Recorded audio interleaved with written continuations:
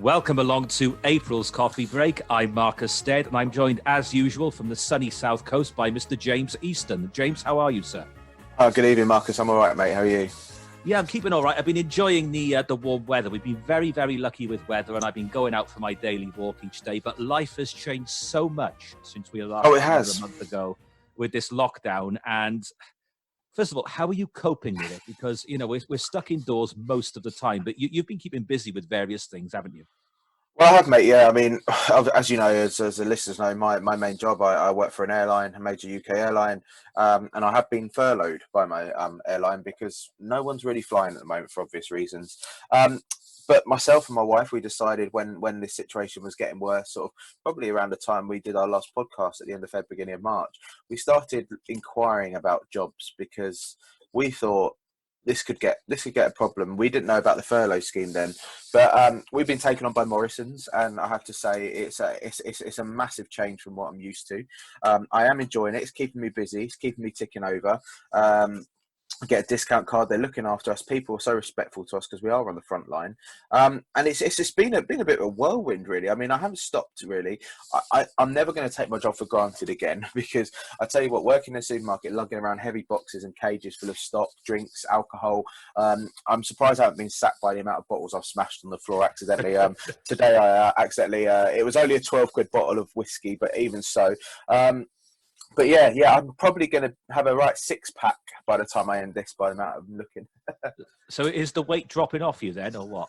No, but I'm just keeping steady, to be fair. I haven't put any weight on because I've got my watch on. I'm doing over 10,000 steps a day, which obviously is the recommended health. So you might be going for your daily walk. I'm doing my walk around the supermarket, back and forth around the shelves. So to be honest, when you say you're having a right active. 6-pack, you're not referring to a 6-pack of lager, are you?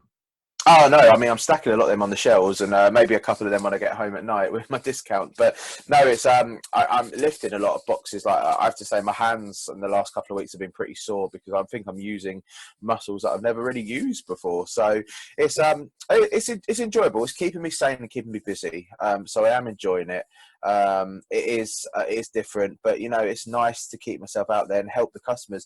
But you know what's lovely is coming home. I finish at 4:30, come home and sit in the garden to catch the last bit of sun. Did that this afternoon, did it yesterday. It's absolutely glorious right now, and typically they're saying could be one of the hottest months on record, and the pub landlords must be killing themselves right now. Well, do you know what? The one certainty we do have about life is that the sun will still continue to rise next year, the year after that, and the year after that. I would say to people, that is a certainty we do have. Make sure you and your family are still around next year, year after that, and the year after that, because there will be other summers, there will be other lovely springs. But if you get this virus, you don't want to be taking any chances whatsoever. And you know what? I would say, because as you know, I live in a waterfront flat and you know what the views are like from my living room balcony, but I think 90% of people get it and they understand about social distancing. But I do think there is a significant minority who are either ignoring it or are saying it doesn't apply to them. It's like earlier this evening, I took a walk to Morrison's, the Morrison's near me, and I have to go up a very slight Good hill. choice of supermarket, by the way. Oh, it was. There are others out there. Yeah, and the queues to get in are much, much lower than in Asda, I've noticed, which is why I tend to choose Morrison's. But I was going up a hill, and this kid on one of those buggy car things was coming down the hill, and the mother was holding on to the kid, and she brushed past me. She brushed past my arm. Now, I turned sideways, so I wasn't head on to her. But again, point one, why was the kid out at all? There was no need for that child to be there. It's not a playground. And point two, doesn't she think that the rules just don't apply to her for some reason?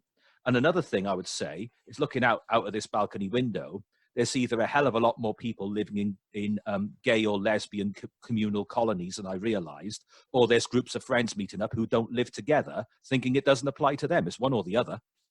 I mean, to be honest, in the supermarket, I have a couple of times had to say to customers, can you just wait, be patient, I'll move out the way for you.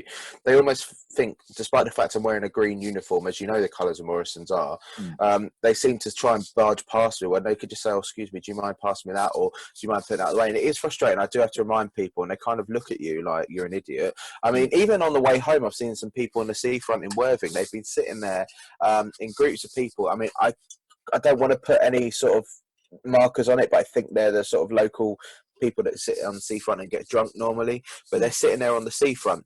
And one thing that really wound me up, last week, obviously, the 8 p.m. clap for the NHS, which I think is fantastic, and frontline workers every Thursday. I don't know if you saw the video, Marcus, on Twitter of Westminster Bridge in London, and the police were all lined up on the bridge, and I'd say hundreds of people were just standing there clapping, no distance. Why were the police letting them do it? I know it's respectful to the blue lights and the frontline workers, but there's no exception for that, and that's just going to go viral.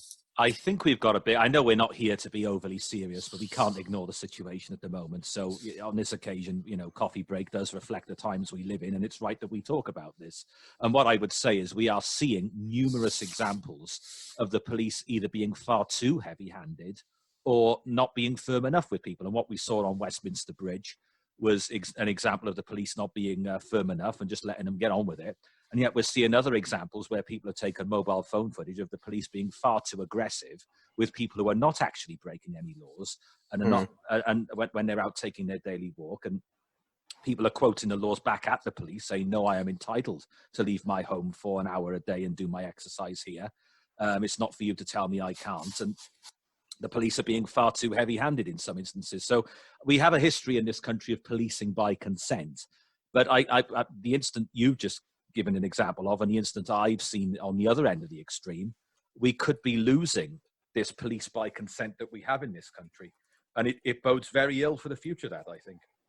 It does, but I mean, it's just people need to show a bit of respect, and it's starting to really frustrate me. But hey-ho, they'll unfortunately learn the hard way. I mean, the reports today that I think is that the health minister seems to think it's reached the peak of the illness in the UK, and I find that hard to believe right now. I don't know whether you listened to this week's coronavirus update with myself and Greg Lance Watkins, but the basic point we made there, and people can listen to this in their own time if they want more depth on this subject, but the basic point is that it's not so much that we're looking for a peak. Now, for example, you look at what's happened in Australia.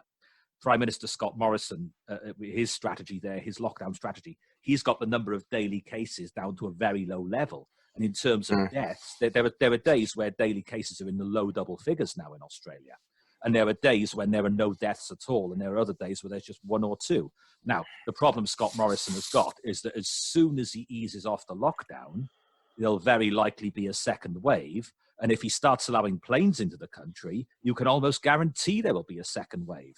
And there's a similar situation in New Zealand, where New Zealand is effectively two remote islands, very beautiful islands, but nowhere near anywhere else. Prime Minister Ardern in New Zealand went firm and went hard with a very early firm lockdown. The question is, now that you've got it under control, what do you actually do? Because, like I say, if you start allowing people to mingle, whether it's in cafes, bars, sporting events, you name it, you're risking a second wave. And if you start allowing people into the country via aeroplanes, again, you're almost certainly going to, but you are certainly going to bring it back. So another thing we don't know, and this is something I talked about this on Radio Sputnik last week, and then within 24 hours, it was being mentioned in the government daily press briefing.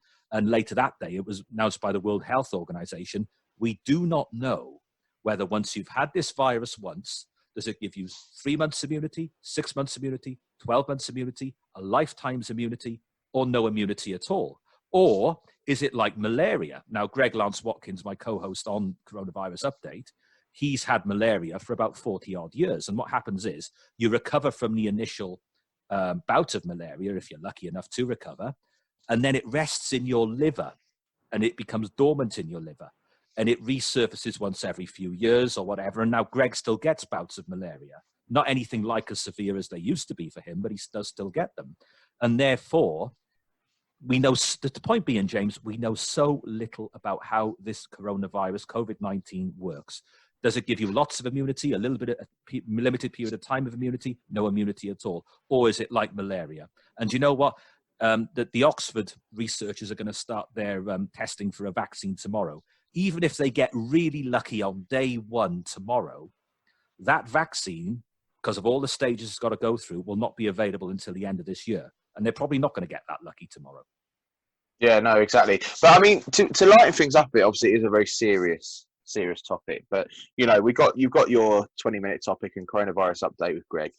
What are you doing to have a bit of fun during lockdown. Is there anything you've been doing or watching, or keeping Yeah. yourself occupied? Because obviously I know your work's dried up a little bit, as many others. So what have you been doing to keep busy? Yeah, you're absolutely right, James. I work predominantly in sports journalism and like Snooker Scene magazine. I've appeared in every edition of Snooker Scene since June 2011. And of course, if there's no tournaments to cover, what can you do? Our editor, Clive Everton, who's actually the longest serving magazine editor in the world, who did he take over that mantle from? No idea. The answer is Hugh Hefner at Playboy. Fair enough, yeah. This is true, right? About 4 or 5 years ago now, Clive contacted the Guinness Book of Records and he said, I think I'm the longest serving magazine editor in the world. And they said, no, actually, Hugh Hefner at Playboy is ahead of you. Well, when Hefner fell off the perch, the first thing I did, it was in the early hours of the morning, they announced Hugh Hefner had died. There was a news alert on Sky News or something. First thing I did is I emailed Clive and said, congratulations, Clive. You're the world's longest serving magazine editor. And he replied to me, he said, thank you very much, Marcus. Hugh Hefner had certain advantages with some of the company he had in the office that we just don't have here at Snooker Scene. But yeah, no. So Clive has been 49 years editor of Snooker Scene. He edited another magazine before that, and I think one before that as well. So he's been editing magazines since about 1966, I think I'm right in saying. And excellent. Yeah, this where we are with things, as I say, I've appeared in every edition since June 2011. And this coronavirus situation means that this month we're into now, the May edition, will be the first time since January 1970 there hasn't been a Snooker Scene magazine published. And that is, by the way, if anyone listening to this subscribes to it and are worried about your subscription, please don't worry. Your subscription will be rolled over, so you're not going to lose out. We will return when normal life returns. So I've lost that. That's a big part of my income, as you know. What have you been doing to cheer yourself up, though? Oh, I've been watching lots of box sets. I've been, I've got a few sort of hinterlands, some weird sort of hobbies that people laugh at when I tell them. I watched, even earlier this scene, I watch old episodes of The Bill. I'm up to now about the end of 1992 with The Bill, which I'm enjoying. I know it's a bit of escapism, but the reason I like watching old episodes of The Bill, and particularly the era we're at now, is by the time we got to about 1989, 1990, we're getting to the world I can really remember, and what the world was like when I was in primary school, what supermarkets looked like, what corner shops looked like, what post offices looked like. And you notice little things on the shelves that you wouldn't see anymore. And little techniques with policing that they wouldn't dare do nowadays, like the episode I watched earlier this evening from December 1992. There was this young lad misbehaving, PC Tony Stamp, one of the long-serving people in there, played by Graham Cole. He grabbed hold of this young man, he took him into a lift and didn't exactly beat him up in a lift, but he threw him against the wall and gave him a damn good telling off. Now, nowadays, police wouldn't dare do that in the way he did it. Because you just never know, could the young man have been recording the whole thing on his mobile phone? You just never know. He wouldn't dare risk it. But, you go into things like shops, like they call it a corner shop, or something's happened in a supermarket, and you notice things on the shelves, whether it's Look In magazine or Shoot magazine or Match magazine or cigarettes on open display, all things that you just wouldn't see nowadays. And it's funny you say about those cigarettes, because obviously I used to be a smoker, and I haven't smoked since they've been off display, but it completely doesn't cross your mind. But yeah, you're right, they just don't display them anymore. It's e-cigarettes if they have anything at all. It is weird to think that they don't even sell packs of 10. And when I used to come out when we were a bit younger for nights out in Cardiff, I'd sometimes go and get a pack of 10, or you'd get a pack of 10 that would do you the night, and it was quite good in that respect. But times have changed massively. I mean, now they have to be behind closed doors, and you've got the price. You have to even ask for the price list at the front. Yeah. Even at my normal job, we can't display the price in the onboard shopping magazine. Yeah. It's a totally different culture. And the other thing is, you see them going into pubs, and they say, "Oh, I can have a pint of whatever," and it's about £1.10. And I'm thinking, what? It's an incredibly. It's a world I remember very well. But it's I guess the closest we can get to that is Wetherspoons, because there are often quite a lot of real ales that are under the £2 mark. I think the cheapest might be £1.99, but I still get a bit of a buzz when I pay £1.99 for a pint. I think before we went to the Swansea away match in January, wasn't there a beer on offer or an ale on offer of £1.99 a pint? I'm pretty sure there was. There was. I would say it was, what was it, Glamorgan Brewery or something like I that? think so, yeah. Yeah. Oh God, It was, mate, that doesn't that seem weird? Just on this, was it the 3rd of January? second it was. Second of January. Obviously, I've been to the Bognor Worthing game on the 1st where we won 3-0. Well, apparently we didn't anymore because the season's been expunged. But that's another subject we'll get on to. And then we drove up, and I know coronavirus was slightly in the news, but it wasn't really much in the news. They're still talking about Brexit and obviously leaving the EU at the end of January. And I just think it's weird how that was only 4 months ago, just just over 4 and a bit months ago that I was with you, and everything seemed normal. I came for one night. We had a good old catch up. Obviously, we were very disappointed at Pillars that day, but No, we it's didn't go to Pillars that No, day. we didn't go that day. It was before that, wasn't it? Yeah. But at the end of the day, it just feels weird how that wasn't that much time ago, but life seemed normal. And look at it now. You look at it now, and you can't go to a cinema, you can't go to the gym, you can't go to a shopping centre. You can go to some and go to Boots, I think, or something. That's the limit they've got. You can't go out for a meal. You have to get a takeout. I mean, as you know, I've delivered pizzas, and they're quite busy. I think that sometimes Chinese takeouts are quite a thing to have now rather than go out for a meal. But you know what? It's so weird, and everyone seems to be just staying at home and watching some fantastic things on TV. I mean, one thing I'm sure you've read about in the news that I really like is a program called Tiger King. Have you heard about it? I've heard about it. I haven't actually watched it yet. You need to watch it because, as you know, I love America. I love going on holiday. This is weird. It just shows it's really messed up. I won't give it away, but anyone that has watched it, Carol Baskin. She's in prison now, isn't she? No, Joe Exotic's in prison. But mate, it is so weird, but it's addictively weird. You will really, really enjoy it. And that was a great one. There's one that me and Vicky have started watching now called Pen 15. It's a comedy based in the year 2000. If you write down Pen 15, I'm not going to repeat it, but you probably know what I mean. Yes, I'm with you. Yeah, I'm there. Yeah, I'm there. Yeah. I don't know if that's a deliberate thing, but it's called Pen 15. The way it's written on screen, that's what I think. Anyway, very good. Very going back to the 2000s, and you got these retro things like the girls are playing with Sylvanian families in there, playing with My Little Pony and stuff like that, and it's brilliant to see. That's really funny and quite addictive. You mentioned Pen 15. There was an email circular doing the rounds about 12, 13 years ago, and the email was, all these are genuine websites. And now some of them have gone offline in the years since, but for example, penisland.com. Yeah, I remember Pen Island. It was your favourite website, wasn't it? Penisland.com was a real website where you could buy. It was your favourite, I thought. It was your home. It was your home page, wasn't it? No, definitely not. Another one was, if you wanted to find out a celebrity's agent or anything like that, was whorepresents.com. Yeah. Yeah, are you with me? You got that one? I'm trying to think. It's like remember how to build the website? It was GeoCities. Do you remember GeoCities? We used to build a website with them. Yeah, but we're on about rude website names now. We're on about rude web. So you had whorepresents.com. Marcus, you've got the whole saved in your bookmark. I know what you're like, you grot bag. What was it now? There was one. There was a street in America, an ordinary street, called Mole Station, and it had a nursery, molestationnursery.com. Oh God! Yeah, that was a real website. God, I've just got that. Yeah, awful. There were a load of them. I try to think of any. I remember Pen Island. Was that the one where they swung? Oh, you spin me right? No, meatspin.com. Do you remember that? No, I don't. Meatspin.com. Just think about it. And it had the song "You Spin My Head Round, Baby, Round, Round Like a Record, Baby."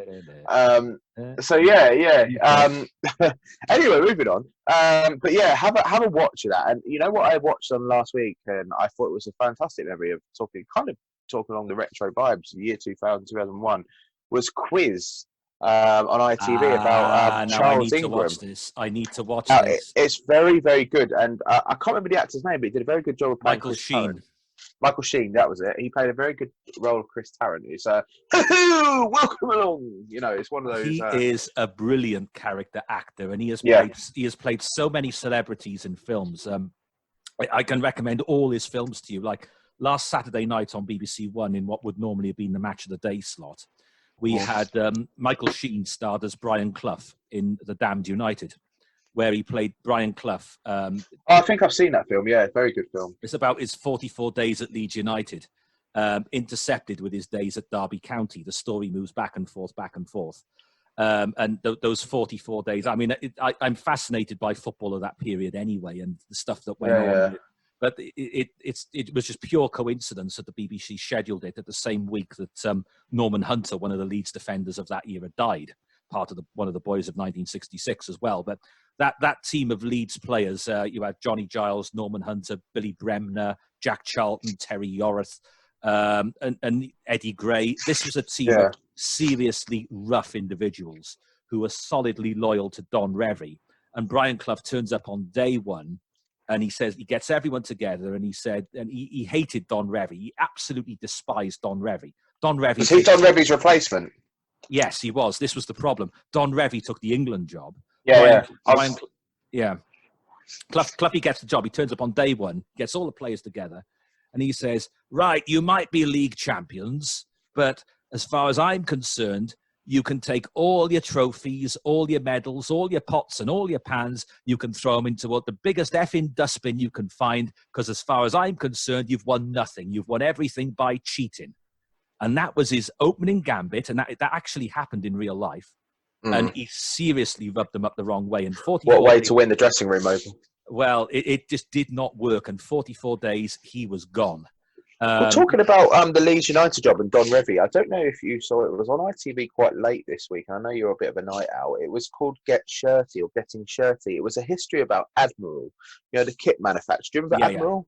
Yeah, they're still around at a loose term. I think actually Sainsbury's have got. I was looking at. They've got a brand agreement with Admiral. They can sell their stuff in there. But did you know? And I'm not sure if you're aware of this because I certainly wasn't. That Admiral were the creators of the replica shirt, and I never knew that until watching this program. It was Don Revie and Leeds United. He was approached because they saw Leeds training somewhere and approached him, and he created Leeds' first replica shirt. Because back in those days, people are probably your parents, my parents' age, if they supported a football club, say it was Chelsea or Charlton or Cardiff, they'd get a blue shirt or a red shirt and they'd be able to buy the logo and the mum would sew it on the badge. But Admiral were the first people to actually create a replica kit. And because Don Revie went from Leeds to England, he actually ended up having that contact in England. They became the first England kit manufacturer. And if you haven't, it will be on ITV Player, but it is fascinating to see the rise and then the quite dramatic fall when bigger companies like Adidas and Reebok and Nike and Umbro all got in there, and basically Admiral fell to the crippling death.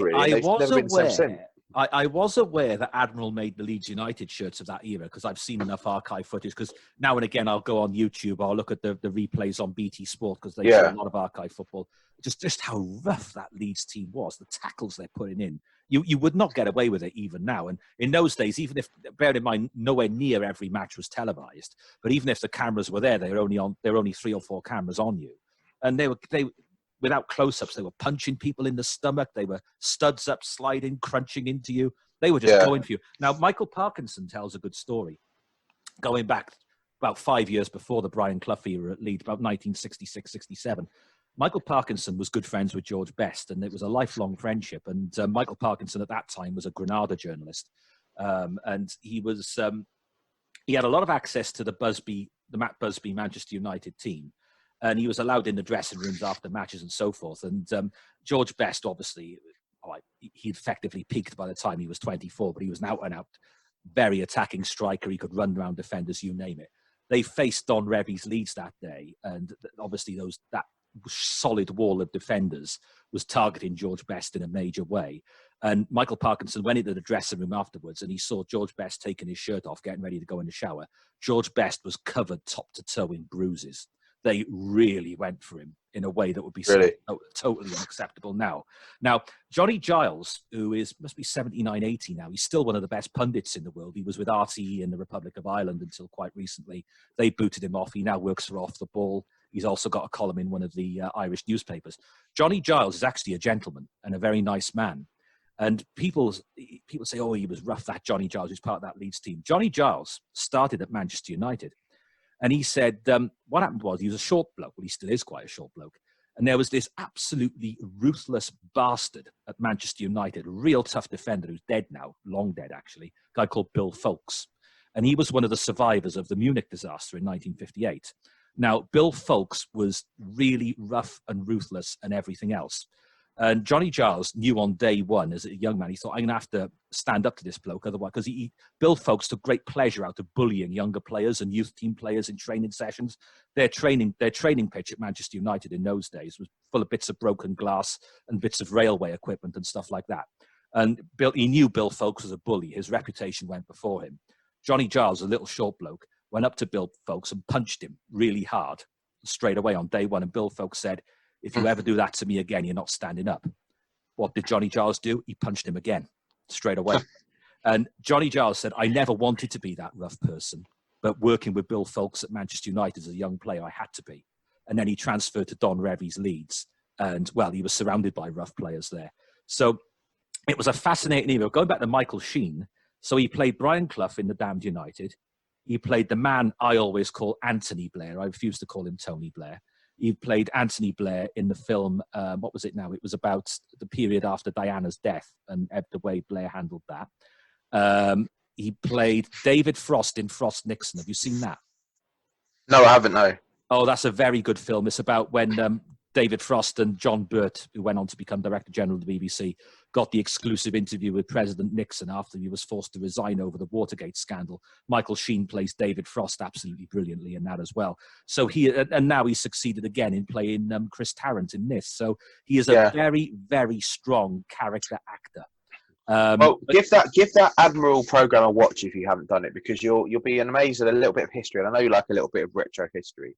And especially in terms of sport and football, because I know obviously sport journalist.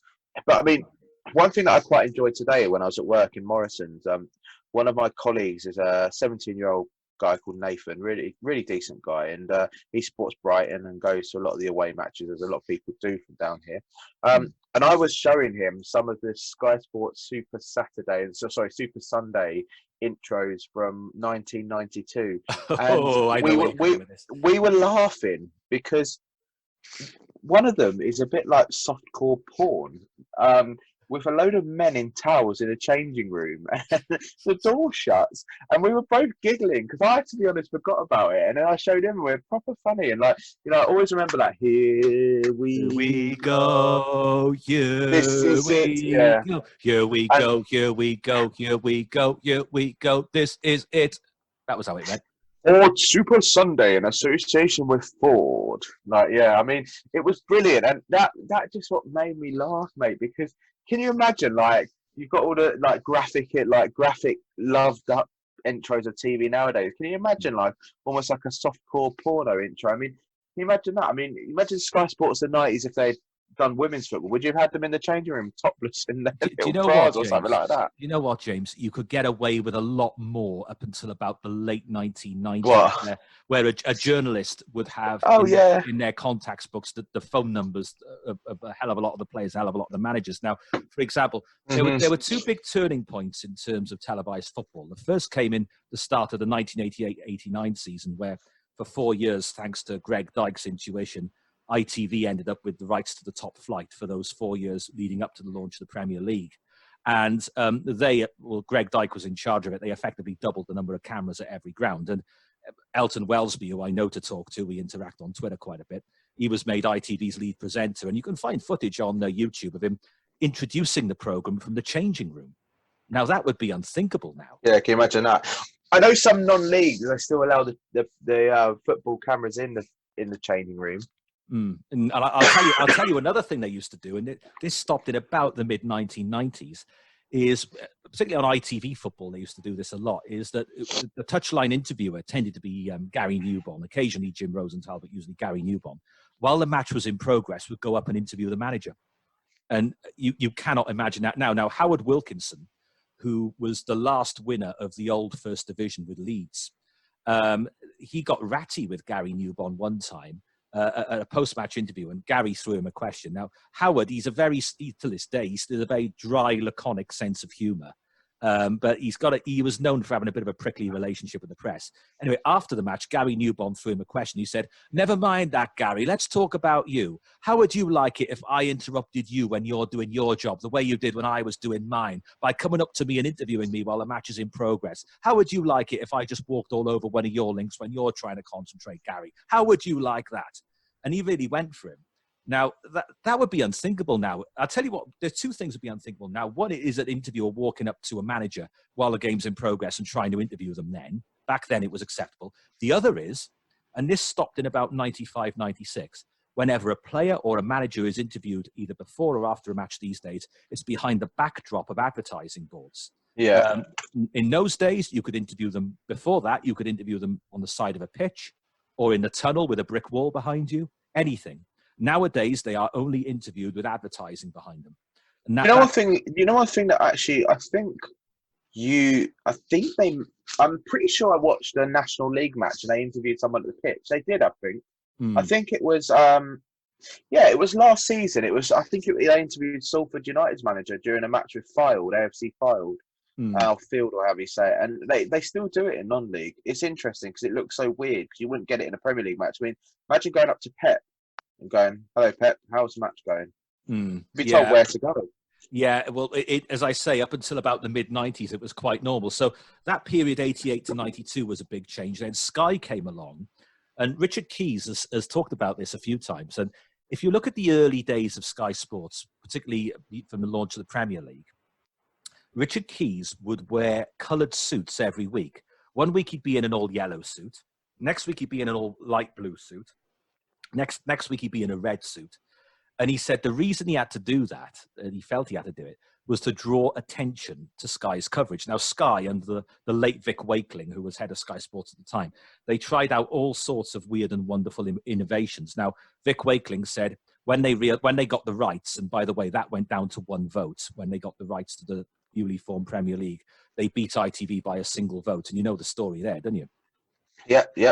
About the chairman of Nottingham Forest couldn't make it, so he sent a secretary. The secretary voted for Sky. If he had been there, he'd have voted for ITV, and the whole of history could have gone in a completely different direction. But anyway, Vic Wakeling said he decided that him and senior producer Andy Melvin were going to look at how sport was covered all around the world and see what they could learn. So they looked at American football. They decided, okay, we can put an on-screen clock with the score on it in vision at all times. That was innovation number one. What can we learn about the way Australians cover cricket? What can we learn about, he just went all around the world looking at how different sports were covered. What can we learn from each one? And one of the things he did, this was just not long after this, Eric Cantona left Leeds United for Manchester United. Alex Ferguson made him a substitute. He said, put a camera in the tunnel, and when the ball goes out to play, let's watch him warming up. And now that was seen as revolutionary at the time, watching him just running down the tunnel, warming up. And another thing he did, in the very early days, there was the Sky Strikers, which were a group of cheerleaders who used to get on the side of the pitch with their what do you call it, poppadom things, whatever you call them, shaking there, what do you call them? And you used to have, in the early days as well, the match ball would be delivered by parachute. There'd be a plane over the ground, and someone would jump out with a parachute with the match ball in their hands. They also used to have firework displays after Monday Night Football. That ended after, I think, one firework went astray one week, and that came to an end. But in the early days of Sky, firework display after Monday Night Football every week. So Sky really took things on to the next level. And Vic Wakeling's thinking was, he said, we had to get subscribers. We had to get people buying our product. And bearing in mind, installation cost 200 quid in those days. And it was quite a job. And he said, if we're just getting the men on board, that means there's a woman of the house and possibly a young daughter who don't want Sky Sports in the house. We've got to find ways of engaging with them. So you had Richard Keys dressing up in very loud suits in the early days, and all these different innovations. And this took football coverage on British television onto a new level. And we haven't looked back since. Well, it's got very much more expensive since. I think what's happened is it's become much more corporate and much more safe. You cannot imagine having cheerleaders, scantily clad cheerleaders on Sky Sports Football now. Traveling to America a lot and watching American sports quite a lot. I can. I wish we did, but hey ho. Yeah, And yeah. I love those I love going to Hooters for my wings and maybe some other things to look at. We And I had a know there was Hooters in an Cardiff. We had a unsuccessful Hooters Hooters in in Cardiff. Cardiff. Yeah, Not very good for a veggie for you. But I mean, to it be was fair, they gone did some within shrimp. months. Yeah, they did shrimp, like shrimp, breaded shrimp, which was very nice. You would have liked, but it's a shame because things like that. I love the American side of things, but yeah, it doesn't work in the UK game. So, I mean, talking about breaded wings and shrimp from Hooters and my favourite American restaurant, one thing I've noticed while working in the supermarket is a distinct lack of eggs, flour, and yeast. I don't know if you've had a look at things like that when you've been going shopping or even gone anywhere near it, but you can't get it for love nor money, mate. I have noticed. I noticed it in Asda. Well, the thing is, just when the lockdown was about to begin, and then in the early days when it did begin, certain things disappeared very quickly. You would struggle to get hold of toilet roll. Eggs, yeast, flour were disappearing fast, as was bread, as were lots of frozen items. Then they started limiting how much of all this stuff you could buy, and they were encouraging people to just ease off, buy the normal amount, you'd be all right. Sure enough, nowadays, the last 2-3 weeks, you can get your toilet roll and your frozen stuff and your bread. All that is coming back in, no problem now. But yeah, I had noticed it, and I noticed the one place I could get yeast was the Cardiff Food Centre, which is the international food stall on Dumbles Road, which is owned by, I think, a Turkish family. And they've got stuff from all over the world in there. They had, we couldn't be got anywhere else. They had yeast. They had pump soap to wash your hands, which I couldn't get anywhere else. And they had certain items, even at the lowest point when the shelves were being stripped bare, you could get most stuff there, including yeast. What I don't get, though, James, is everything else is now all right. People are back to buying normal amounts and people have calmed down a bit. Yeah, stock levels have got quite good in the supermarket now. They have. I was somewhat limited in my choice of beer in Morrison's this evening, but we'll let that go. But you're right. I did notice day before yesterday when I went in Asda that yeast and flour, I didn't notice the eggs so much, but yeast and flour, it was completely bare. What's that all about? Why can't they get enough yeast and flour? Well, you know who I'm going to blame for this? And no, whilst I think he's been doing a good job, and it's been great to see, and it's been helping people along, that bloody Jamie Oliver. Oh, what's he done now? Well, have you not seen on TV for the past month? It finished last week, or past 3 weeks. He's done stay-at-home cooking, and he's done a sort of first week he did it in a studio, and then lockdown properly, like basically told them they can't have a live studio, and he's been doing it. His wife Jules has been filming it and helping his kids. It's great to see because it's really good recipes to do with at home with things you've got. But I know one of the things, and I tried it a few weeks ago, was a deep pan pizza. And he's done things like bread and stuff like that. So I think a lot of people probably watch this go, right, we'll go out tomorrow and get bread and yeast. Flour and yeast. And it's gone mental. I mean, there was some on the shelves at Morrison's on, I think it was last Friday, there was some yeast. And it had literally gone within half an hour. And I couldn't believe it. It was amazing. I managed to You're blaming Jamie Oliver for this, are you? I am, yeah. Because you know what, people are fickle, aren't they? They'll follow the crowd. And, you know, a lot of people have been doing a lot of baking on TV. All right, let's expand this then. Let's expand this and look at other strange and unusual programming and people doing their shows from home and all that sort of thing we're seeing at the moment. One of the things I've noticed, I don't know whether you've seen this, on the ITV evening news each evening, the 6:30 bulletin, on the ad break, they have this sort of joint effort between BT and ITV. Oh, I've seen this, yeah. Yeah, and how to make the best use of your technology. And so far, we've had Claire Balding twice. We've had Jake Humphrey, presenting the football on BT Sport, and we've had Fern Cotton. And they're all telling us various aspects of how to make the most of technology to improve our lives at this time. We had Fern Cotton telling us how to look after our mental health. We had Claire Balding, I think, teaching us how to use WhatsApp the other day. We had Jake Humphrey teaching us how to use FaceTime or whatever it was. So we've got that. We've also got, you may not remember, do you remember Anne Diamond and Nick Owen doing lots of daytime? Yeah. Was it Pebble Island they did, or Pebble Mill? I know what you're thinking of. You're almost correct. It was Pebble Mill, that was it. You're almost correct. I'll tell you what it was. Anne Diamond and Nick Owen. Nick Owen's an acquaintance. I get on all right with Nick Owen. He's a good lad, and he's well connected in the snooker fraternity because he used to present ITV snooker coverage. He's a good man, Nick Owen. It started off, they were both young journalists at ATV Central in the Midlands. Then they were hired by TVAM. And then Nick Owen in the late 80s got offered a contract by ITV Sport. And that split the partnership up, him and Anne Diamond, for a few years. And then he left ITV Sport in about 93, 94, and they moved over to BBC One, and they had Good Morning with Anne and Nick, which was from Pebble Mill Studios in Birmingham.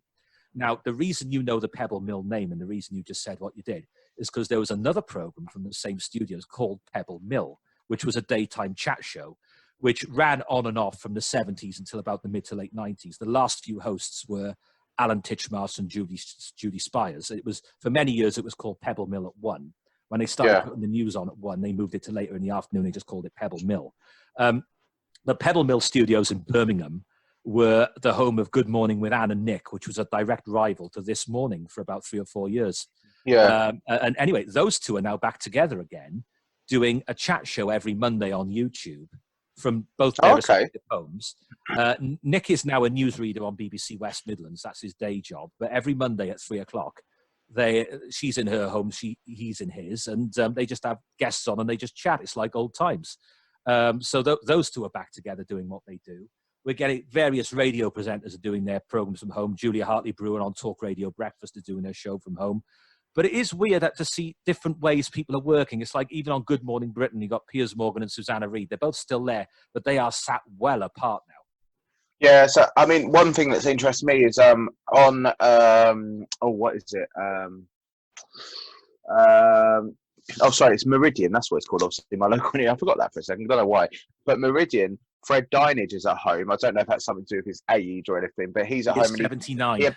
He appears on webcam every sort of towards the end of the broadcast and does a few sort of shout outs, which is weird to see. But hey, you know, what can you do? I mean, the thing is, at the end of the day, you know, it is strange. I mean, all these baking things, you'll be pleased to know, Marcus, and it was a little bit of an extravagant purchase for me, but obviously you being half Italian, quarter Italian, I am. Quarter Italian, and obviously I know you got family over there in North Italy. Yeah. Me and Vicky bought a pizza oven for outside, and we're going to make a go of some pizza ovens by Uni, and making some homemade pizzas on our days off. It's something we've looked at for a while, but they nicely offered a frontline worker discount, and I managed to take advantage of that. And we got some pizzas. I'm looking at recipes and everything like that this evening of how to make perfect pizza. Have you ever made pizza at home? Well, I'm just coming on to this now. I'm very glad you mentioned that because you may not even know this about me. For about a year now, and you've visited me at least twice since this has happened, but I don't think I've shown you, I have got a pizza oven. I bought it on Amazon about a year or so ago, and it's got a stone base, a traditional stone base, and you can make your own from fresh, or you can just put a frozen one in there. And I've become familiar with the settings, how to do it. You start on a level 2, then you crank it up to a level 4. And you can cook a frozen pizza in 10 minutes there, no problem at all. I haven't bothered to do one from scratch because I don't know why. Well, the thing is, my family are Northern Italy. Now, Southern Italy is where they really make the best pizzas. Northern Italy are pasta connoisseurs. Southern Italy are more pizza connoisseurs. I've never actually had the bottle to try making one from scratch. So I'm going to watch from a safe distance as you do. You and Vicky do what you do. And let me know how you get on. I might risk it. You might persuade me at this rate. It's funny, this pizza oven goes up to 900 degrees and cooks pizza within 90 seconds. So I'm going to have to keep an eye on it. And where did you get it from? Uni. It's a pizza manufacturer website. So they make like ovens for home. And I think it was a Kickstarter thing years ago or something like that. But gas-powered one. So when it comes, I'm going to have to go and get a little gas tank from the local gas tank suppliers. And I'm looking forward to trying it, mate, because as a lot of people say, pizza shouldn't be an unhealthy thing because as long as you make it decent with decent toppings, it shouldn't be calorific. But it's the American-style pizzas that everyone eats, like from Domino's and Pizza Hut and Papa John's, are the ones that put the calories on. Yeah, well, it's the thick crust base that does it, mate. All you need is a thin crust. Yeah, if you've got a thin crust base, you should be all right. But so, you know, if you think now, you've got a thin base, you've got your tomatoes, you've got your veg. In your case, you've got your meat. I don't eat meat, as you know. But if you've got a thin base and it's packed full of tomatoes and veg, there's no reason why it should be unhealthy. Yeah, no, it shouldn't be. Shouldn't be at all. So when you're going to crack on with that, you're going to let us know next month what the result's going to be, are you? Yeah, when I receive it, I'll send you a picture. I'll probably go Facebook Live or something. Well, we look forward to that, certainly. So what other culinary delights have you been knocking up recently? Well, tonight, I mean, because the way our shifts work, Vicky's also working in the supermarket as well. She works from 5 to later at night, and then we're up 5 to 11. I'm eating dinner a lot at home. So tonight I actually cooked seafood pasta, which I think you would have liked because obviously you're a pescatarian. Didn't you cook that for me when I was down your way? Well, no, I don't think. Oh, I might have, but no, because Vicky doesn't like that. It was in a greenish sort of sauce when I was down your way. It was full of green vegetables, wasn't it? Pasta dish. Yeah, you did it. Yeah. I really can't think, to be honest, mate. Yeah. But I mean, I'm sure I did. Yeah, I mean, sure I did. But you know, I was thinking what I would have done because Vicky doesn't really like all the seafood stuff that I use, like the mussels, and she likes the prawns and she likes the shrimp, but prawns and squid. But she doesn't like the mussels, so I don't think it would be that. But yeah, I mean, I do like cooking it up. But you know, a lot of things we when all this rubbish of panic buying started. We made sure, because we weren't sure if our job, and obviously if we had been flying around, we didn't know what the situation would be when we get back. We didn't want to have nothing. So we bulk bought a lot of frozen veg. So last night, Vicky made some fajitas, which were lovely, some chicken fajitas, which are delicious.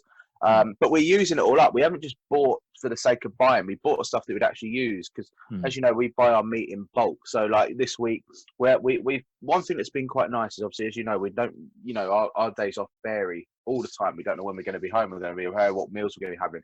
But we had we've been having roast dinners every Sunday, which has been absolutely fantastic. Last couple we've had chicken. We went to the local meat supplier here, Malpass in Shoreham, at the weekend, and we got a beef rib joint which we've cut in half. So the next couple of Sundays will be sorted some delicious beef rib, and you know we've been cooking everything fresh, which has been lovely. There've been no pre-packaged stuff. Working at the pizza delivery, sometimes you get a pizza late at night if you're on the late shift, so that's covered a couple of meals. But you know, it's been really, really good, and you know, I've been making packed lunches to save some money because obviously I don't want to be going to all I work in the supermarket get a discount. I don't want to be just buying sandwiches every day because it mounts up. But we've got the supplies at home. Also from that meat supplier, I bought ham hocks, 3 ham hocks for a £5, which is like the ham joint bone. Put it in a slow cooker. I ended up having ham hocks. I've had ham hock sandwiches the last couple of days with some cheese, which has been really good. You know, things like that. And, you know, it's making the most of what you've got. Yeah. And this is what frustrates me. A word of warning for you, though. Supermarket sandwiches, and I mean this, keep a very close eye on the salt content. Because mate, I don't really eat them, to be fair. That's why I make my own at home. The supermarket sandwich has got far more salt and preservatives in it than the ones you make at home without I never feel satisfied eating a supermarket sandwich. You know, you get the meal deal, it's like £3, £3.50. They're always so greasy and have got too much mayonnaise in them, or the cheese doesn't taste right. I mean, I always say to people, you know, people say, oh, I need to save a bit of money for my holiday. And I say, okay, you work in the centre of Cardiff or wherever. I said, what do you do at lunchtime? Oh, I pop over to Starbucks and then I pop over to Sainsbury's. I buy a packet of sandwiches and I get my coffee from Starbucks. I said, hang on a minute. If you made your sandwiches from home with your own loaf of bread and you made them the night before, you put it in a container, put the container in the fridge, that would cost you pence. You buy something called a thermos flask, you fill it up with your own coffee, you've saved £6-7 a day there, quite easy. Now you do that, that's £35 a week, that's £140 a month. Well, that's more than paid for your holiday. It's probably gone a long way towards paying for your mortgage, come to think of it. I mean, we've got a coffee machine. I mean, we got a Fandango one. I don't know if you had it when we were here, but when you were last here. But we often do that in the morning and have a couple of coffees a day. But you know, I love coffee.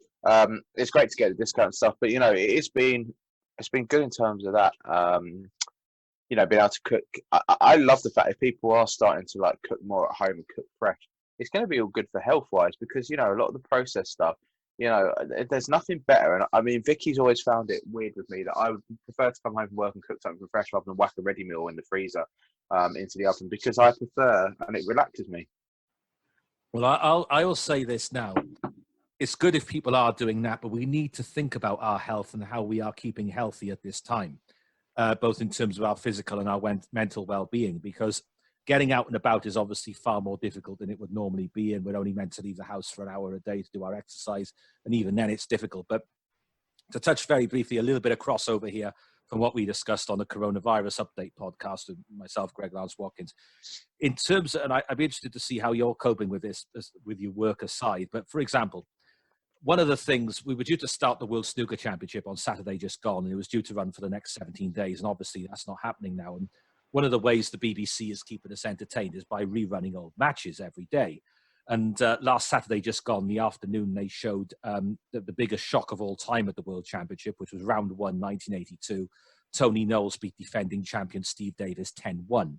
And on commentary was the only year the BBC has ever used a lady commentator, a lady by the name of Vera Selby, 1976 world champion, the first ever women's world champion. Vera was awarded an MBE about 5 years ago. She's now aged 90, lives in Gosforth in the northeast of England. And 2 to 3 days a week, she's out either playing, she still plays to a good standard, coaching or refereeing. And she gave an interview a few years ago to a newspaper, and she said, look, growing old is compulsory, but you don't have to behave like a little old lady. And I certainly don't, she said. And, you know, I know she has the respect of a lot of younger people in the snooker fraternity in that part of the world and worldwide in the women's snooker fraternity in particular. Now, she has gone, as a result of this lockdown, from being out 2 or 3 afternoons and evenings a week to being not able to mix with anyone. And not just from her point of view. Now, at 90 years of age, that must be, you know, that's what's keeping her young in effect. All right, she's safe-ish from coronavirus, but in terms of mental and physical well-being, it can't be doing her any good. And the same, you can apply that to thousands of people up and down the country. No, not at all. I mean, talking about snooker, have you been watching the Darts at Home thing by BBC? Very much so, yeah, absolutely I have. And I have to say, James, it hasn't been too bad for the Welsh so far, is it? No, it's not. I'd like that the Iceman got beaten though quite significantly. He didn't do too well, but Jamie Lewis did very well, and then last night Nick Kenny from Cumbran did very well. So the compliment from you is when I put it on my webcam on my Facebook Live last week, I did a couple of live streams of me playing round the clock. You were quite impressed by the quality and said it was actually a lot better than what some of them were. I was. You know, the big problem with you, James, is a pity you're a crap player, really, because if you were a good player and you had a PDC tour card, your streaming quality would be way ahead of theirs. Now, we've got a big problem with this PDC home tour. They had a few test nights a fortnight ago, and then Barry Hearn and the PDC said, right, let's just blow the whole thing up. If you've got a PDC tour card, you're entitled to take part. And what they have is they have a round-robin group every evening, and you can watch for free on pdc.tv. You just have to register. You don't have to pay any subscription. And there's groups of 4. Everyone plays 3 matches. They haven't, you know what? This is so haphazard and so last minute. They haven't decided what they're going to do with the winners yet. The winners of each group, where they're going to progress to the next stage and what have you. But the way it works is you're in your house, your opponent is in their house. They've got the software to do the scoring. They've got Dan Dawson, the presenter and the MC, if you like, talking you through it for the viewers, benefit the viewers mainly. Yeah. And they have a competitive game of darts. Now, the big star so far was Luke Woodhouse, the Englishman, about 3 or 4 nights ago. He hit a 9-dart checkout. And I think that was amazing. Yeah, he won all 3 of his matches. Was and, that was that against Gerwin? One of them was, yeah. One of them was. Yeah. And the thing is, here's the thing. He did the 9-dart checkout. My friend John Lowe, when he did the first ever televised 9-darter in 1984 at the MFI World Match Play in October 84, he got a first prize of £100,000, and that was in 1984 money. Wow. What did Luke Woodhouse get the other night? Nothing. A badge. A badge? Oh, really? Yeah, absolutely true. And all the money that's in darts and stuff, you know, it's crazy. Yeah, I mean, it's quite funny because, as you know, one of my friends that I've known for a long time since BMI days, Tracy, her brother Andy Bolton. I didn't know that. I've known her for years, and she's a good friend of mine. The X Factor, Andy Bolton. The X Factor, and I never put 2 and 2 together. And she said he's up for giving you a game, and I said, "Are you taking the mick?" Because at the end of the day, he would absolutely smash me. I wouldn't get anywhere near. As the late great Sid Waddell would say, it would be the nearest thing to a public execution this side of Saudi Arabia. Oh yeah. I mean, I was doing all right around the clock the other night, and then the last one I did was pretty awful, to be fair. But, you know, I keep saying to you, mate, if you get a little bit of money and you can get yourself one, I would love to do it with you if we're on this lockdown for a lot longer, because it'd be great to even see if you get a second-hand one on eBay or something, because it'd be fantastic to play. What I need is one of those things Unicorn are making now, and this is what John Lowe is actually trying to sell at the moment, because he's been a Unicorn ambassador for decades and decades and decades, going way back. I need one of those frame things because I Yeah. can't put a dartboard against the wall here because it would irritate the neighbours because I'm in a top floor flat. The walls are just too thin. I need one of those things where the dartboard stands on the stand that Unicorn make. So you put the dartboard on the stand, then you roll out the ocky. So you've got the ocky, which is correct length. That would be the way I would need to do it. So you've got the height right, the ocky length right, and it stands not against the wall, and your neighbours never know anything about it. Because I became very aware. I bought a dartboard. I bought Harrow's dartboard. It was my first year at university. I hung it on my wall, and I was throwing darts there, and I could hear someone punching on the other side of the wall. And I thought I'd ignore that. And next thing you know, there's someone knocking on my door. The person in the adjacent flat could hear me throwing darts against the wall. And so I'm very aware, unless, okay, it's okay for you because you live in the house. But Mine's actually in the garage. yeah, yours is in your private pub, we should really call it. Yeah, well, it's eventually gonna be two black cats. So I've ever since then I've been very much aware. But I made a bit of history in darts, didn't you, while I was at uni? What was that? I have gone down in history. I had a young man in, who was a mature student, only a few years older than us, came in, did an interview with me about darts on my radio show, on student radio. And he decided to set up a University of Liverpool Darts League. It just so happened the way the draw panned out, I was the first person ever to throw a dart in the University of Liverpool Darts League. And this would have been early 2005. And I won my match, and I went on the website and I printed off the league table. Not because I'm any good, but because for that little period of time, Marcus Stead was top of the University of Liverpool Darts League. And I've read darts autobiography. I've been fascinated by darts and players and referees and everything for years and years. And I've been interested in darts psychology, how you can get up a couple of legs up. Now, it was up to you. The way it worked is, it was up to you to contact your opponent and arrange a mutually convenient time. It tended to be Friday early afternoons when I wanted to play.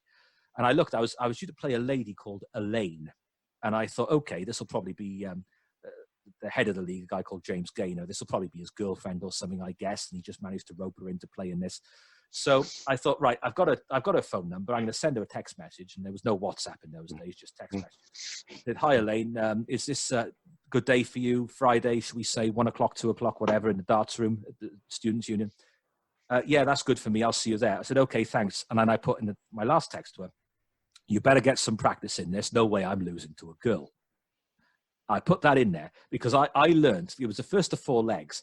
If you could get 1 or 2 legs up in their heads, you could get in their heads and play psychological games. You could be 1 or 2 legs up before you've even thrown a dart. Do you understand what I'm saying? Now, yeah, of course. Eric Bristow was the master at this sort of thing. Now, 1983, the 83 final was the famous final. He tried to wind up Keith Deller. And it was Eric Bristow, Keith Deller in the final. Eric Bristow, heavy favourite. Keith Deller, former Ipswich Town ball boy. He used to be a ball boy at Portman Road Football Ground, everything else. Alan Brazil knew him and all that sort of thing.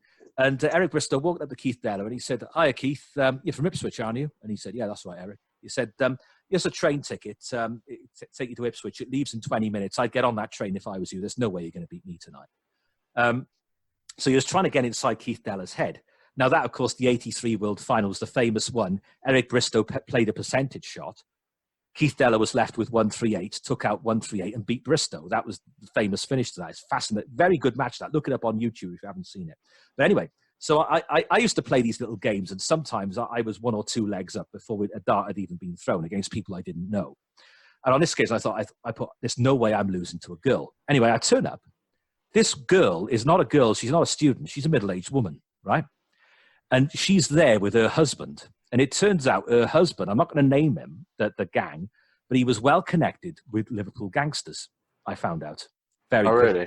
Yeah. Anyway, she was a damn good player. She was playing solid darts. She won, don't get me wrong, she won, and she won good.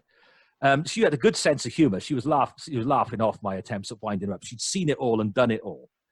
But that was just, my attempt to get in her head. It backfired on that occasion, but it helped me win matches on other occasions.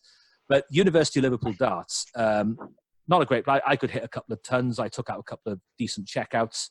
But it was good fun. It was good fun. And so can you not get John to get you one of these at a discount? I heard from John the other day, right? And John told me something. This is on a more serious note now.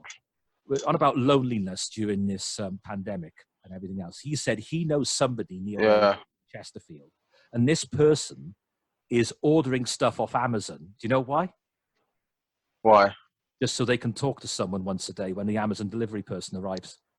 Oh, really? That's Just nice. so they can see Sad, another it's sad, but it's Mm. nice though, isn't it? But mate, I'll tell you what, it's your challenge. Well, I'll keep chasing his feet. I think after we finish now, send him a little message and say, is there anything he can do to help you out? All right. I tend to call in favours sparingly. I've got lots of favours everywhere. I think this is a good favour. Just for, it's a bit of a one-off, but I think it's quite a nice one. It's not for just. I don't want to go. Jokes aside, I don't want to go too far with that because John is over 70. I don't want him making unnecessary trips outside the house on my behalf. Oh, I don't think he will. Probably just get in touch with someone. Do you know what I mean? Yeah, we'll take that. But yeah, I'd love to play competitive darts again. But you're enjoying yourself in your little man cave in the bottom of the garden, and that's coming on nicely. And how's your, by the way, your beer glass collection? Oh, I've got loads of beer glasses, mate. Because you've got a brains one. I managed to smuggle. Well, I Nick, and we just asked the barmaid if he could have it, and then I've got a Brains craft brewery which we got from that bar down at the Cardiff Bay. Do you remember that one? Yeah. When it first opened, I just pinched that one. You did, yeah, you did. I've got so many. You got one from the Glamorgan, haven't you? Yeah, which I legitimately bought. Yeah. I mean, to be honest, mate, if that's the one, Drink Welsh Beer, I think it is, isn't it? The one I've got from there. Yeah, that was it. You know, to be honest, Vicky gets annoyed with the amount of glasses I've got, so she put most of them out in the garage, to be honest. But yeah, I mean, the thing is, at the end of the day, I do love beer. I mean, looking back on that, when we had that tragic night out in where was it again? It was when did I come down before the January one? Was it November? No, late November it was, yeah. Yeah, and we had that night out, which was brilliant. It was really good, wasn't it? It was a good bloody night out, but it was also tragic AF. It was so tragic. But, you on about when we ended up in Salt Bar in Cardiff Bay and it was dead. Yeah, we were like the only people and the only, like, obviously I was trying to set Marcus up with anything going, but he wasn't really playing. There was no one there, was there? There was a couple of people that we were trying to, hey, have you met my mate Marcus? But no, it was there was no atmosphere. There wasn't, but it was fun, wasn't it? It was fun. It was a good night out. Don't get me wrong, yeah. It was, but yeah, it was a bit weird as well. But it was just a laugh. That's all it was. It was just a laugh. Yeah, so you've got a good glass collection coming for your pub now, and that's all coming together. How close is your pub to its official opening? Nowhere near, mate. There is much work to be done, is there? There is nowhere near. Yeah, I mean, I haven't even started, mate. I've got you know what I want to do? It's not just bringing something together. I want to actually put stuff in. Do you know what I mean? I want to put stuff in the store. I just want to make it proper, like insulate it, put some lighting in. But obviously, some of that stuff needs to be done with an electrician and all that malarkey. Yeah. So I can't. Yeah, you mustn't take any chances. You don't want people coming around your house now, and we're not meant to into our homes, are we? No, so I can't do it. So at the moment, which is sad. But at the end of the day, it's something that will get there, but obviously there's more important things to spend money on. And of course, and what? We talk about the pub game and all that. You've got to bear in mind, with every single day that passes, the number of pubs, restaurants, cafes that will never reopen is getting bigger by the day. And this is going to be, the impact on the economy is going to be absolutely devastating of what's going on at the moment. Small and medium-sized businesses is going to be horrendous, mate, I tell you.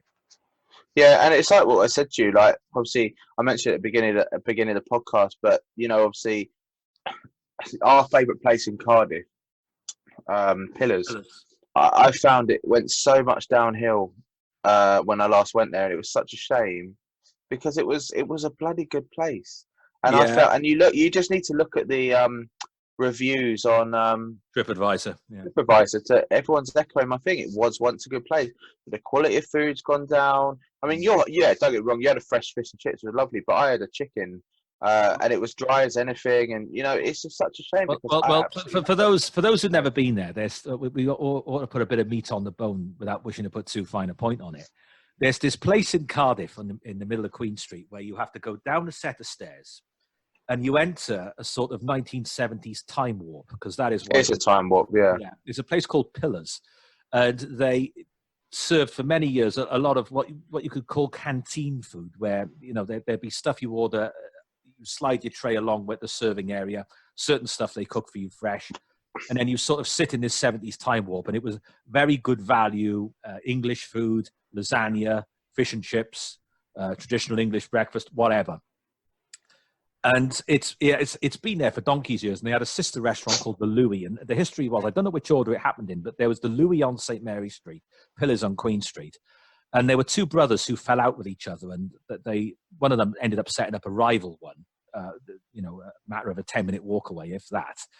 Brothers have long since made it up. They're both in old age now and they're getting on fine. The Louis closed very abruptly about 3 years ago. And that was also a 70s time warp. Pillars is still going, but after the best part of it, more than a decade, I think, of taking you there, it's now gone downhill. And the TripAdvisor reviews are backing that up. And obviously, it's closed now, like everywhere else is at the moment.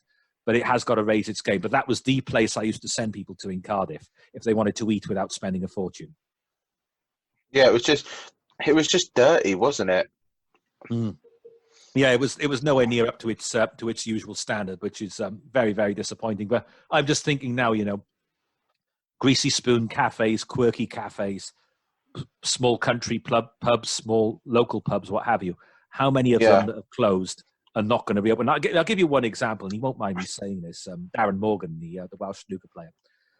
The Red Triangle Snooker Club in Cross Keys in the Welsh Valleys. In fact, we went very, very near it when we went to the Tiny Rebel Brewing Place when you were down here. When we went to we went to the big pit in Bryn Mawr, didn't we, that day? Yeah, that was great. That was excellent. Love that. That was a lovely trip. And then we called on Tiny Rebel Brewing Company, and then we headed back towards Cardiff. We had a couple of pints there. It was lovely.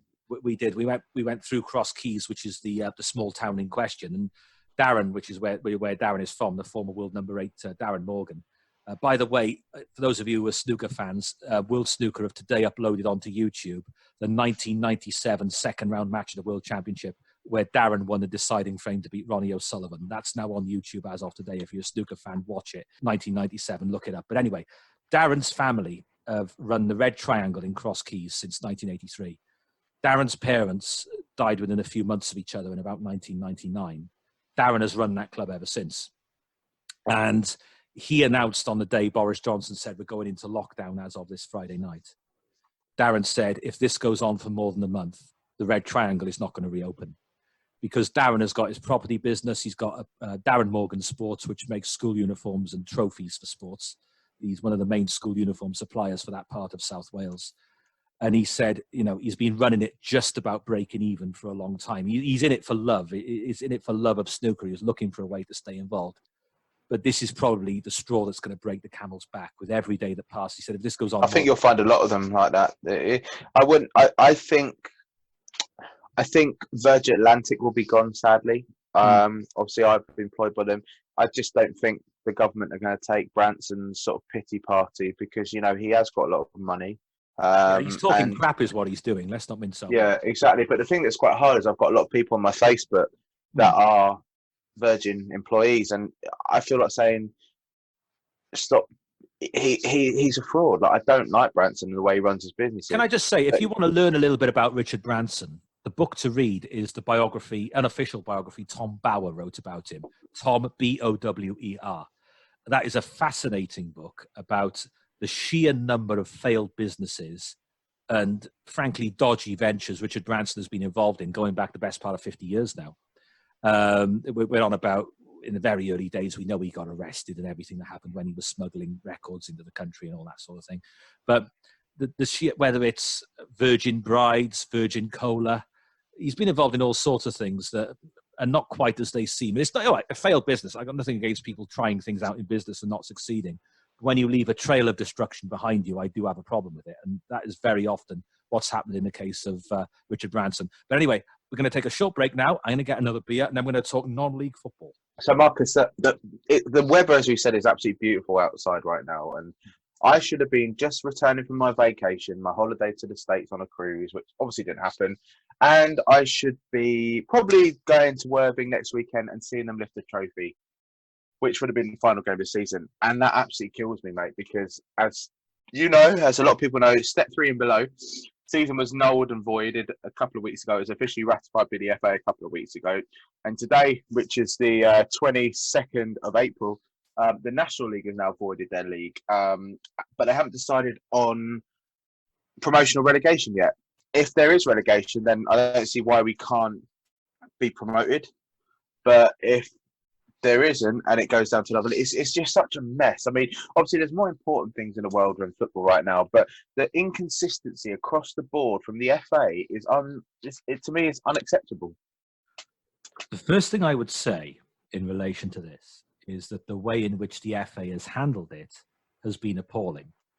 Now, where you and I had a difference of opinion some weeks ago is that I don't believe it would be appropriate to discuss this in the House of Commons right now. And we've seen in Parliament today how they tried to have Prime Minister's questions. And we had a sort of Parliament via Zoom, if you like, where we had 50 MPs in the chamber, all very spaced out, and another X number contributing via Zoom. And that's the first time in 800 years of parliamentary history that anything like that has ever been done. So I don't think it'd be a good use of parliamentary time, and Parliament doesn't have authority to discuss it anyway. But from the FA's point of view, what we have got here is the way, I tell you what really gets to me, is the way in which they started with the lower end, but then treated it as though it was in some way less important than what went up higher up the pyramid. They would treat it. It was as though they're thinking, "Oh, they're less likely to sue us. Let's declare their season null and void now. We'll worry about what's gone on higher up the pyramid at a later date. They're not as important." That is what bothered me. And the second point I would make, it does, I'm afraid, and the government's not going to admit this now, but I don't want you to vote for me, certainly not at the moment, so I can perhaps speak a little bit more freely. It does seem clear to me that even if there are some very slight restrictions lifted on the way we go about our lives in the weeks ahead, whether that's children's clothes shops reopening, because if you're living at home with a young child, it may well be that after 2 months in lockdown, your child is outgrowing their clothes, and therefore children's clothes are no longer a luxury, they're an essential. So it may well be that things like children's clothes shops reopen. I've already said in this podcast about the situation Australia and New Zealand are in, where they have got it under control, but by lifting the restrictions, there would likely be a second wave. I'm afraid until we have a vaccine, and that might be some time away, and bearing in mind there still isn't a vaccine for the common cold. That's the worst case scenario. We're stuck with it forever. There is no vaccine for the common cold. I can't see things like mass gatherings and football matches resuming. So let me ask you a very simple question. How do you have a football match where there's social distancing? Well, Marcus, the thing is, as you know, that I do a podcast, Rebel Yell, the podcast, and as you know, you're the voice for Rebel Yell, the podcast, and as you know, RebelYell.live. That's it, mate. And you know that the last few weeks we've done a few live broadcasts, and I know you listened on Saturday. And our captain Darren Budd said, at the end of the day, if he was paid 50 grand a week, 100 grand a week, and was told to play 2 matches a week, and the current thing without a vaccine, then maybe he'd consider it. But a lot of these players going from League One downwards are not on very much money. And if you're telling them to play 2 matches a week with players where we know there's not a vaccine, and unless they're in complete isolation from everyone, you can't expect them to go and play football even without a crowd, because it's a contact sport. There's sweat, there's spit, there's everything. You know, you cannot expect footballers to be comfortable with playing. So why can't they do it across the whole board? Well, let me make a very basic point here. There's a lot of talk at the moment about masks and should we be wearing masks or not. The virus can spread from a distance and a little bit of spit coming out your mouth 1/1000th of a millimeter. And with that in mind, the little tiny holes in a mask that are inevitably going to be there with cotton and what have you, the value of wearing a mask when you're out in public is debatable. Now, let me ask another question. What's the name of this player, sorry? Darren Budd. Right, Darren Budd. Okay. How well do you know him? I know him very well. He's Worthing's captain. I know him personally. Okay. He does a lot of things, yeah. So he may have a girlfriend. He may be married. He's married with kids. Okay. All right. You've answered the question. Right. So he gets his 50. Let's say he was on really good money then, is the point he made on the podcast. Let's pretend he was on a lot more money than he actually is, and he was on 50 grand a week. And he went out and took that risk. he may not get the virus very severely. He may not even have symptoms at all. But then he goes home. He's got a wife. He's got children. His parents come and visit. Her parents come and visit. That would be a risk. What I'm getting at, he would be a carrier. So exactly what he said, mate. Exactly what he said. He said even with the amount of money he might earn, he still wouldn't be comfortable doing it. But let alone someone that is playing that amount of money. So exactly, this is the point I'm getting at. So with that thought in mind, I'm sorry. I know people are saying, "Oh, will it be September? Will it be August?" I'm sorry. I cannot see. Look, even if you could get away with it, even if the government said do it, who the hell would want to do it right now? Who would want to put themselves without a vaccine? You can't. And what I think is end this season. Sides of the paddles. I support Worthing FC, which is a non-league club, who are probably going to get promoted into the Conference South, National South, and I support Charlton, who the last fixtures we actually sat in third from bottom, which means relegation to League One, which would be absolutely devastating. So if the league was void and cancelled, then great, Charlton would stay up, but Worthing would thing. But at the end of the day, everyone is safe. We can then rebuild. We can then delay the season. We don't have to wait for anything else. I am actually gutted. I know a lot of people probably disagree with me that Liverpool won't win the league because I think they thoroughly deserve that win. And it is a great shame that they won't get that. But needs must. It's happened to other clubs. There's going to be clubs in Championship, League One, League Two, National South, National Worthing. Why is Worthing any different? Yeah, one sec, mate. Well, why is Worthing any different from Liverpool? They've earned their way to be at the top. So if Worthing can't be promoted as champions, then why should Liverpool win the Premier League? There's only one fair way of doing this, and it's this. Whether you're Liverpool, whether you're Worthing, whether you're two men and a dog in a Sunday League team, we wait until it is safe to resume normal life, and that will not be anytime soon, and we take stock of the situation then. Now, if that means, for example, that this time next year, a vaccine exists, we've all had it, and it's safe for us to go out again and everything else, and we finish off the 10 games, whatever that's left, then that's the way we do it. That is the only fair way of doing it, whether you're Jurgen Klopp at Liverpool, whether you're Darren at Worthing, whoever. That is the only fair way of doing it. And I agree, but unfortunately, leagues have already been nulled and voided, so that can't happen. They shouldn't have been. Yeah, they should have been. It was a rash decision. It should have waited for a while. It should have waited until the end of the physical season, and they could demand it. They should start talking about it now, not a month ago. At the end of the day, a lot of clubs need money. There's a lot of contract issues. As Lee Boyer said, Charlton's manager said on, to the local press in London, why should a player have to stay beyond June the 30th? If he wants to go, he doesn't have to play. You have explained the situation well there. Well, for example, if you were planning to leave at the end of this season and go to wherever, whether that's for professional footballing reasons or for personal reasons, at the end of the day, none of us are going anywhere at the moment. And I would say, there's no perfect way out of this, and there's an inevitability of court cases and legal situations. We have to rely on people's goodwill a little bit to honour commitments they have made and accept that there hasn't been a situation like this for 100 years since the Spanish flu at the end of World War I. And I know I've said this in other podcasts, James, but more people died of the Spanish flu in 1918 than died in the trenches of World War I. And I'm not saying what we're experiencing now is on the same scale of that, but I'm afraid when I just look at the evidence that's in front of me of cases, and even if we get the cases down to a low level, how do we stop a second wave? I'm afraid I think we're stuck with this.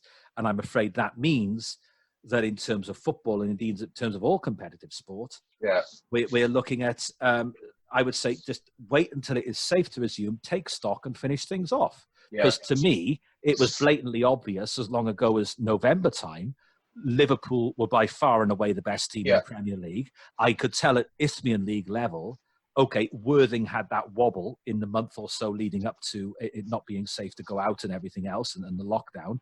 But it did seem, let's play. Football's all about opinions. Let's play it out, make sure they do win the league, so to speak. Yeah, that's where we are with things. But we're seeing, I'm afraid, I know there's a really good podcast I've done with Jeremy Jacobs, the ex-Capital Gold, BBC London, BBC Kent football reporter and commentator. Please listen to it if you haven't already. We discuss non-league football in a lot of depth in both an English and a Welsh context. We've seen the loss. A club has gone to the wall, a very old club after over 120 years. Sunny Rill have gone to the wall. Were they in the Welsh Premier? Look, cards on the table, I'm not quite sure. but they used to be. And I was at the National Stadium in Cardiff in 1993 for the Welsh Cup final, where Cardiff City beat Rhyl 5-0. And in those days, it was Barry Town and Rhyl. They were numbers 1 and 2 in the old League of Wales in the early years after the League of Wales. I'll pause you there. They're in the JD Cymru North, so that must be the one below. That's second tier down then, yeah. I didn't think they were in the JD Cymru Premier, which is why I hesitated there. But they're a very old club, and they've got a small but loyal following. I remember the chant that day. I remember that game at the old National Stadium. The Cardiff City fans were chanting at the Rhyl goalkeeper, there's only one Rod Stewart, because he did look like Rod Stewart, their goalkeeper.